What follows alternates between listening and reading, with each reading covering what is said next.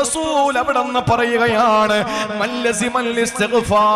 ആർക്കെങ്കിലും ഇസ്തിഗ്ഫാർ നിർബന്ധമാക്കാൻ കഴിഞ്ഞിട്ടുണ്ടെങ്കിൽ ഇന്നത്തെ ഈ രാത്രിയിൽ എന്റെ വിശുദ്ധമായ ഈ സദസ്സിൽ നിന്നുകൊണ്ടൊരു സമ്മാനമായി ഞാൻ പറയുകയാ, ഒരു ബറക്കത്ത് എനിക്കും കിട്ടാൻ വേണ്ടി പറയുകയാ, 100 ഇസ്തിഗ്ഫാർ ചൊല്ലാതെ കിടക്കല്ലേ പെങ്ങളെ. അല്ലാഹുവിന്റെ വിശുദ്ധ ഖുർആൻ നമ്മോട് പറഞ്ഞ ഇസ്തിഗ്ഫാർ 100 എണ്ണമെങ്കിലും ചൊല്ലാതെ നമ്മൾ കിടക്കരുത്. അറ്റ്ലീസ്റ്റ് 100 എണ്ണമെങ്കിലും. എന്തുകൊണ്ടെന്നറിയോ? റസൂലുള്ള 100 എണ്ണം ചൊല്ലിക്കിട്ടാണ് ഒരു ദിവസം ചെലവഴിച്ചിരുന്നത്.